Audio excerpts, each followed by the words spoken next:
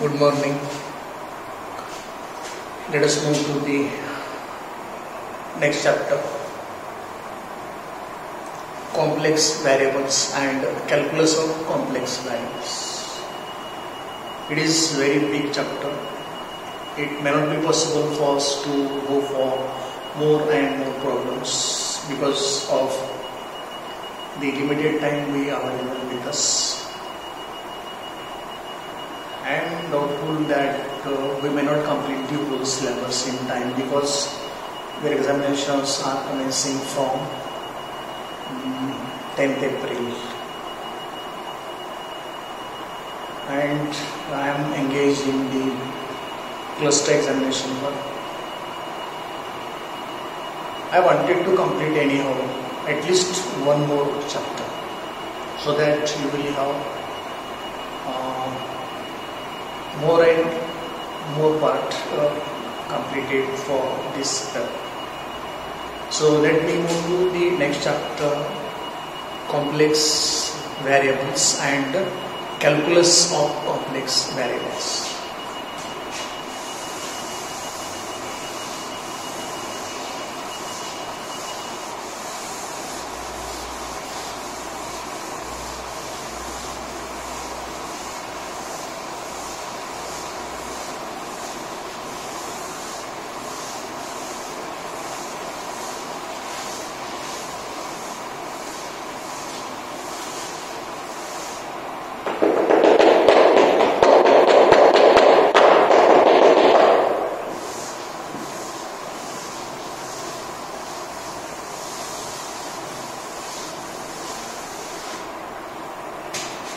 In the last chapter that may be left untaught, special functions, only derivations are there. So I wanted to complete this as early as possible so that you can get some time for study, and after that I will provide you the solved PDF notes of special functions. Complex variables and calculus of complex variables. The first article is definition of complex function or complex number.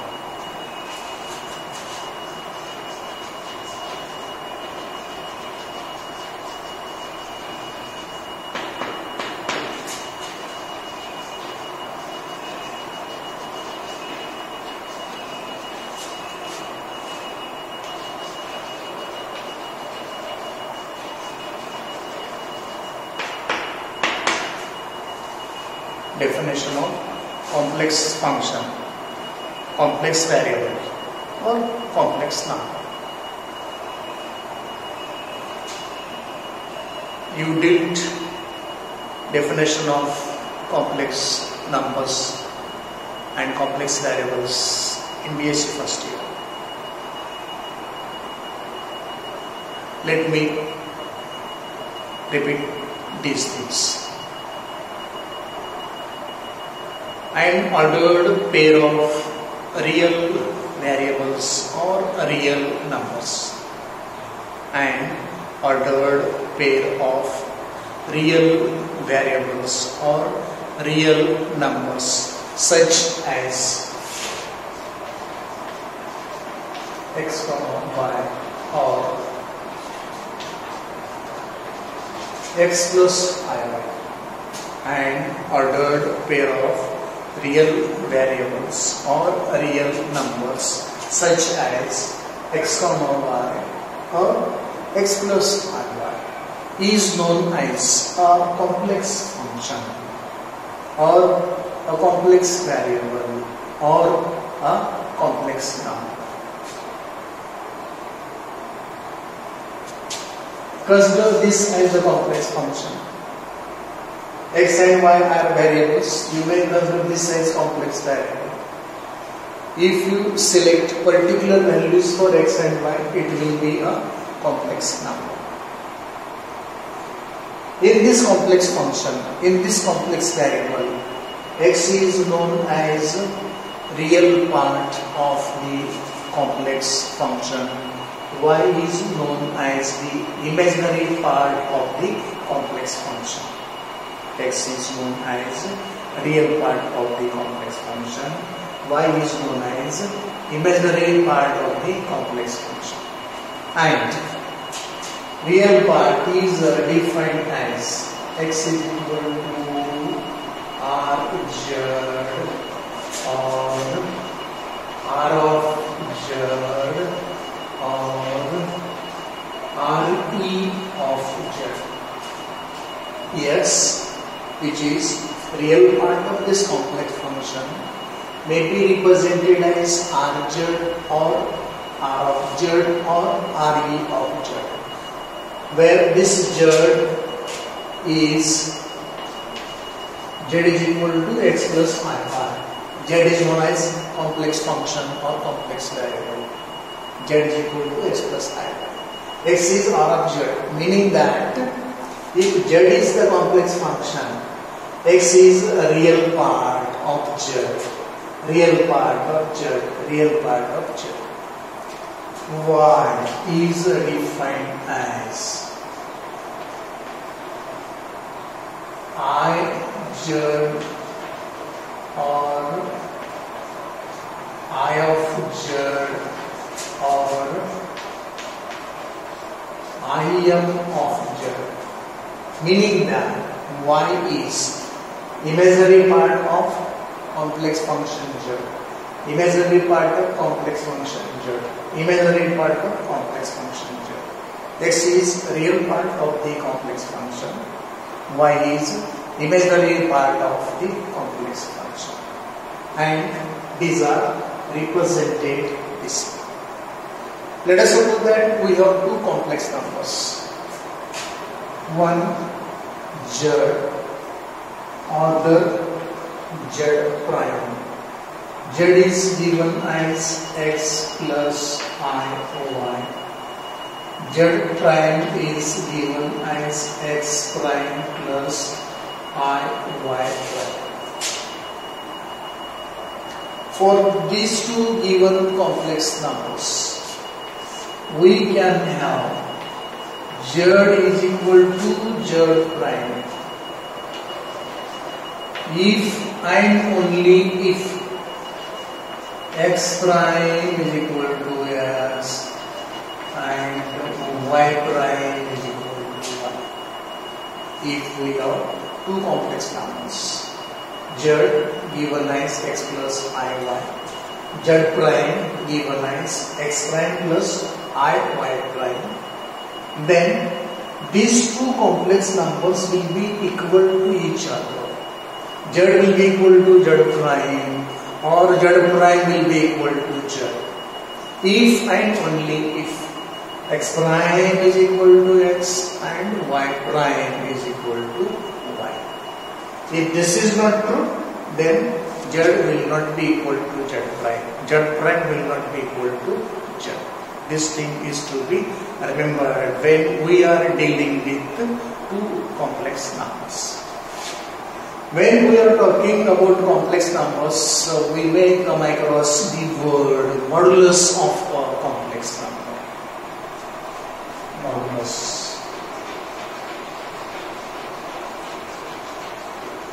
Modulus of a complex number. If Z is the given complex number and Z is equal to x plus iy, then modulus of Z is represented modulus of Z, that is modulus of x plus iy, that is nothing but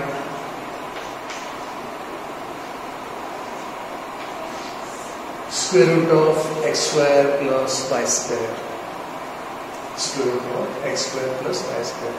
So modulus of a complex number Z is always represented as square root of the sum of squares of ordered pair of real numbers, that is square root of x square plus y square. And Modulus of z will be equal to 0 if and only if x is equal to 0 and y is equal to 0. Modulus of z is equal to 0 if and only if x is equal to 0 and y is equal to 0. This is about definition of a complex function, definition of a complex variable, definition of a complex number. An ordered pair of real variables or real numbers such as xy or x plus iy is known as a complex number. The role of complex number is very important in physics as well as in mathematics, and therefore it is necessary to learn the complex functions and calculus of complex functions. Therefore, this chapter is there for your syllabus. This is about first article of this unit, complex functions and calculus of complex functions. The second article is exponential functions and their properties.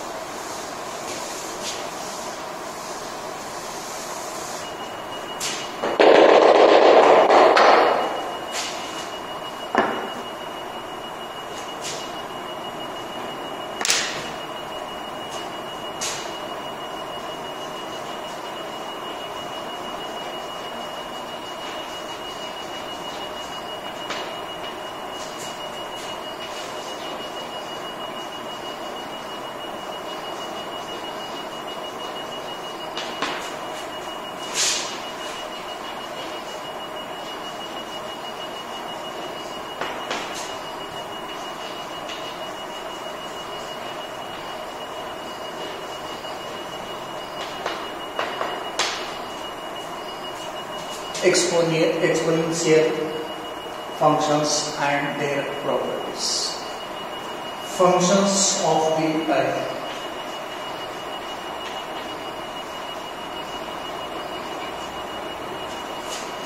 f of x is equal to a b to the power x is known as an exponential function. A is a constant, b is positive real constant. The element x is exponent of b. F of x is equal to a b to the power x. Such function is known as exponential function, where a is a real constant, b is positive real constant. The argument x is exponent of b. If you know other real constants such as c and d, functions of the type f of x is equal to a b to the power cx plus d. This function is also known as exponential function, where a, b, c, d are real constants. Okay, here cx plus d is the argument, which is exponent of the positive real constant b. This is exponential function. This is also exponential function. Whenever we write exponential functions, we generally use the letter e. E is a constant, and value of the constant e is 2.71 8 to 8. Whenever we write exponential functions, we generally write, you are much aware, much familiar with letter E. It is a constant and generally it is used for representation of complex functions. This is a unique constant of value 2.71828. This is a unique constant used as base of exponential function. The proportionality constant for this base is equal to 1. The proportionality constant for this base is equal to 1 and therefore this is unique constant used as base for exponential functions. Because of this reason,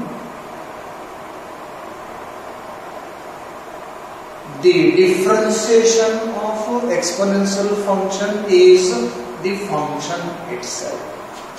If you have e to the power x as exponential function, differentiation of this function with respect to x is e to the power x, that is e to the power x. What is meaning of this? Meaning of this is log to the base e of e. Log of base e, log of e to the base e. And value of this is 1.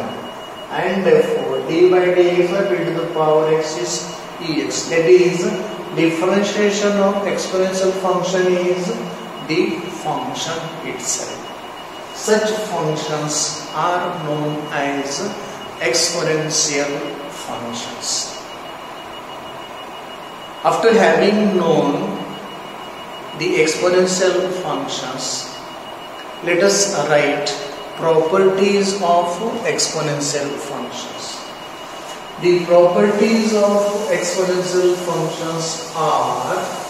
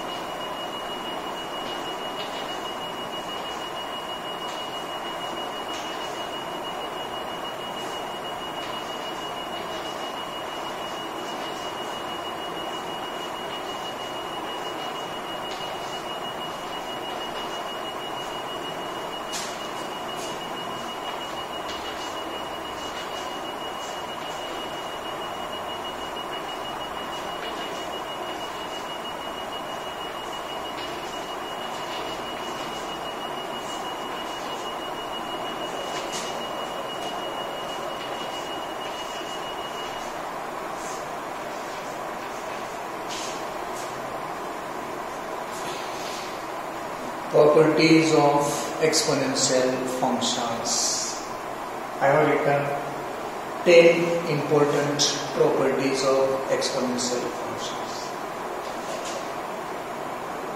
Product of e to the power x into e to the power y. Basis same. Indices will be simply added.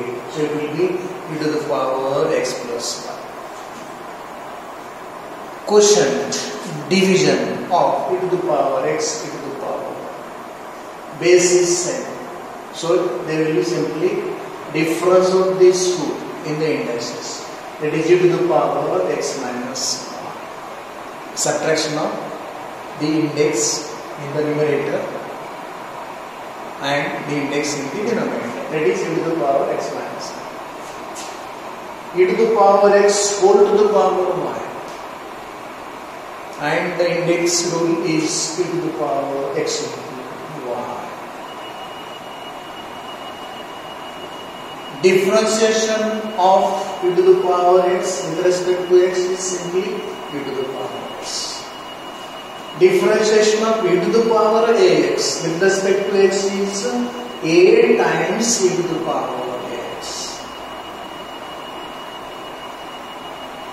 N times differentiation of e to the power ax is e to the power n into e to the power ax.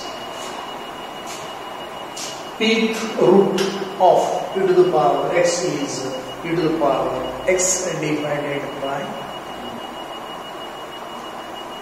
integration of e to the power x is simply e to the power x. Integration of e to the power ax is e to the power ax divided by a. If e to the power ax is integrated n times, then n times integration of e to the power ax is e to the power ax divided by e to the power n. These are important properties of exponential functions. This is about the second article of complex functions and calculus of complex functions. Let us try to work out few problems on the second article. The first problem is, hope you understood this, it is very simple. You have done all these things, you worked out all these things many times in various classes, even in MS. So let us go for problems on this second article.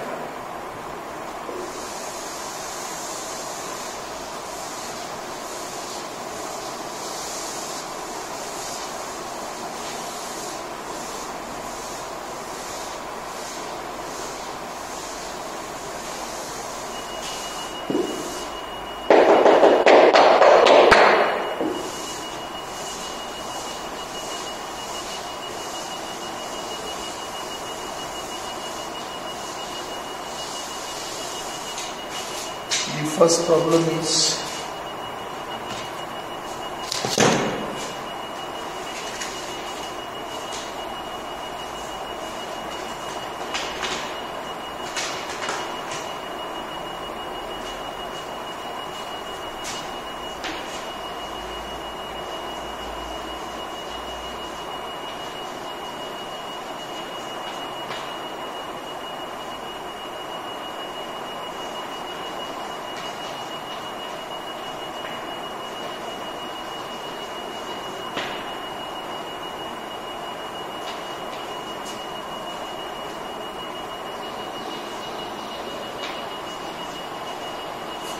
first problem is prove that cos theta plus I sin theta is equal to e to the power I theta. Let us see how to prove this. You come across this property, this relation many times, even in 11th and 12th class. Let us prove this property. For this, you must know expansion of exponential series, expansion of sine series, and expansion of cosine series. If e to the power of theta is to be expanded in the form of exponential series, it will be 1 plus theta divided by 1 factorial plus theta square divided by 2 factorial plus theta cube divided by 4 factorial plus theta to the power 4 divided by 4 factorial. This can be continued up to large number of times. Depending on the value of theta, you can terminate the series, and it will be decided by accuracy of the result you require. Then let me write this as equation number 1. Then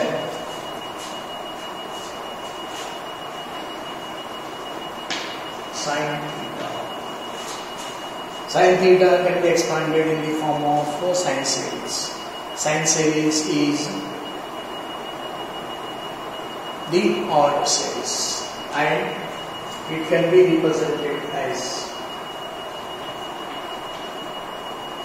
theta minus theta cube divided by factorial 3 plus theta to the power of 5 divided by factorial 5 minus theta to the power 7 divided by factorial 7 plus theta to the power 9 divided by factorial 9 minus theta to the power 11 divided by 11 factorial, and so on. Equation number. This is expansion of sine series.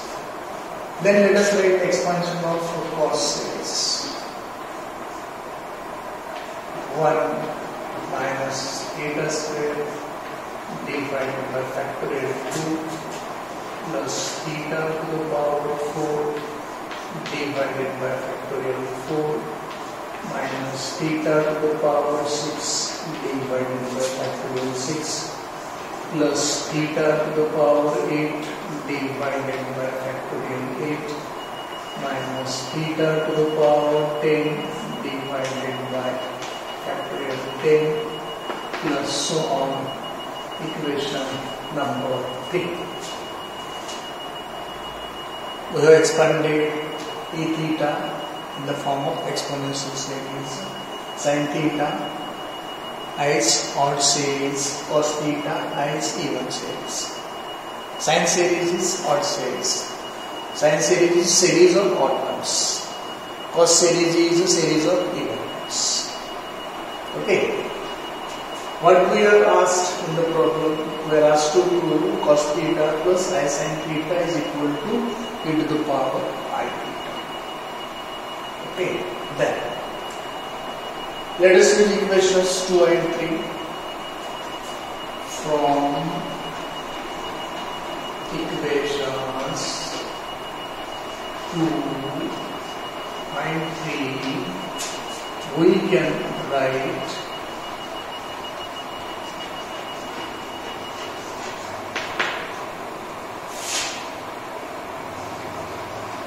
cos theta plus I sin theta is equal to cos theta is this 1 minus theta square divided by factorial 2 plus theta to the power 4 divided by factorial 4 minus so on plus I into sin theta, this one theta minus theta cube divided by factorial 3 plus theta to the power 5 divided by factorial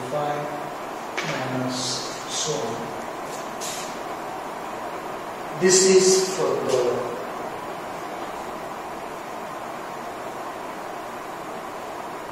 1 minus theta square divided by factorial 2 plus theta to the power 4 divided by factorial 4 minus dash dash plus I times theta minus I times theta cube divided by factorial 3 plus I times theta to the power 5 divided by factorial 5 minus dash dash.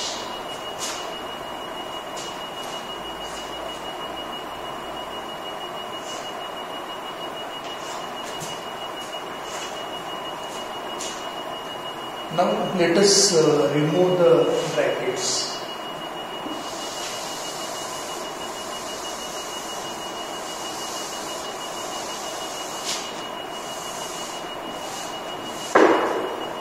If we remove the brackets, what will happen? Let me write this term first. 1. Then I want to write this term. It is plus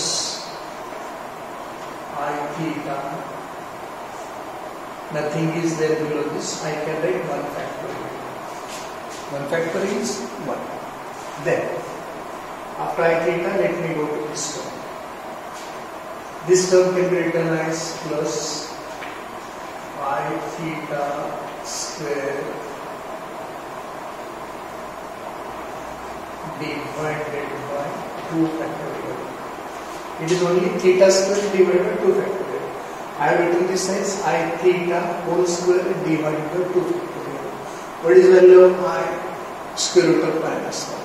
What is square of I? Minus.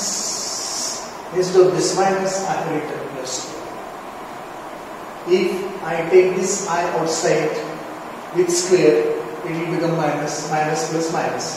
Minus will come automatically there. So I have converted this minus to I square, and I have written this theta square by factorial 2I plus I theta whole square divided by factorial. Then let me go to term higher than this. Which one? This one. Let me write this again as plus I theta to the power 3 divided by factorial. Here we are having only one I. Here I have taken I cube. I theta cube, I cube theta cube. What is I cube? Minus I. Minus I. So I have written this minus I as I cube. Then let me go to higher term. Which one? This one. Let me put this as plus I theta to the power 4 divided by 4 factorial. Plus is here. There is no I. I have taken here I to the power 4. I to the power 4 into theta to the power 4. What is I to the power 4? Square root of minus 1 into square root of minus 1 into square root of minus 1 into square root of minus 1, just plus. I have taken advantage of this, and instead of writing theta to the power 4 by factorial 4, I have written this as I theta to the power 4 divided by factorial 4 without making any change. Then let me go to higher term plus I theta to the power 5 divided by factorial 5. Here we are having only one I. I have taken I to the power 5. I to the power 5 is simply I. How? I to the power 5 is I into I to the power 4. I to the power 4 is just plus. And therefore, I to the power 5 is nothing but simply I.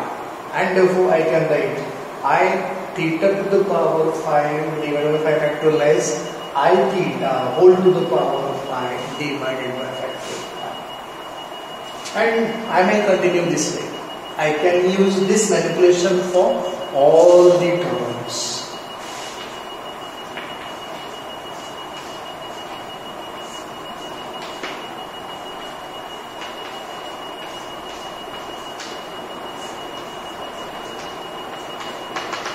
This can be continued for any number of terms. Equation number 4. This is what cos theta plus I sin theta. Now compare equation 4 with equation 1. Compare equation 4 with equation 1. These two equations are similar with only one difference. There is no I in the numerators in equation 1, whereas there is I in the numerators in equation 4, and therefore this can simply be written as e to the power I theta.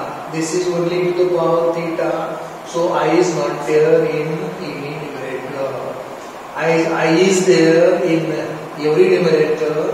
I can simply write cos theta plus I sin theta is equal to e to the power I theta, equation number 5. Hence the proof.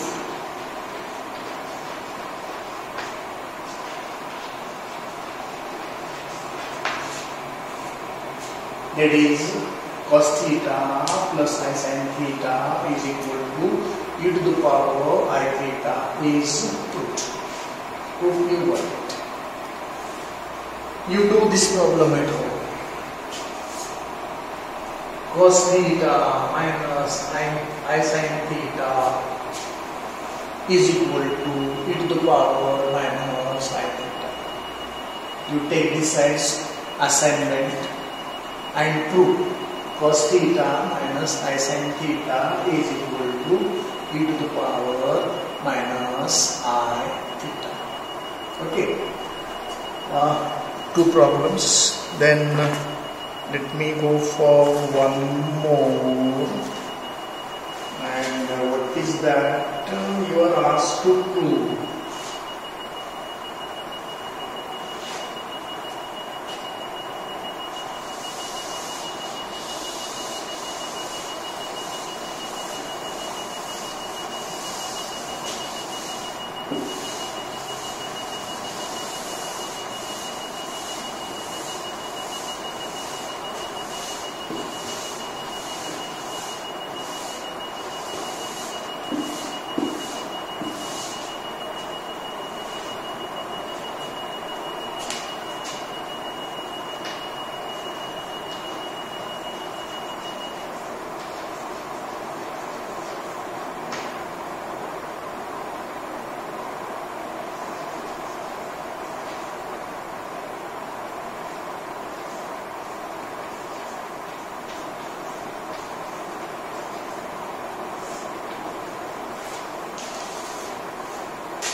Prove that cos theta is equal to e to the power I theta plus e to the power minus I theta. The solution. From first problem we prove this.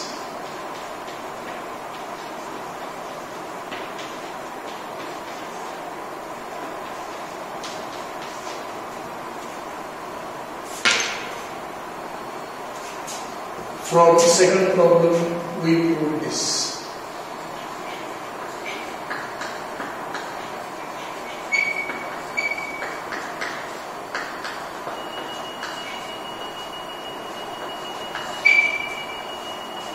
From first problem we prove that cos theta plus I sin theta is equal to e to the power I theta.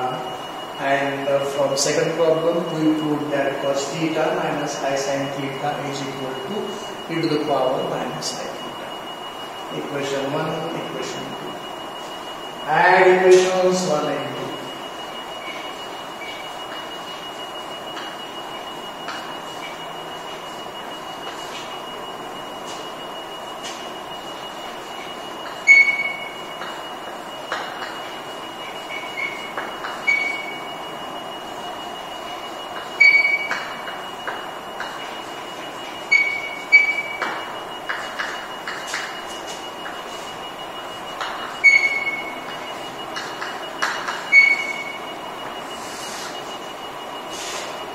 It will be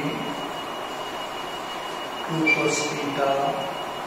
This get cancelled. This plus I sin theta plus I sin theta will get cancelled with minus I sin theta. So 2 cos theta is equal to e to the power I theta plus e to the power minus I. 2 cos theta is equal to e to the power I theta plus e to the power minus I theta. Therefore, cos theta is equal to e to the power I theta plus e to the power minus I theta divided by 2, equation number 3. Hence the proof. It is cos theta is equal to e to the power I theta plus e to the power minus I theta by 2 is proved. Problem number 3. As and home assignment, prove sin theta is equal to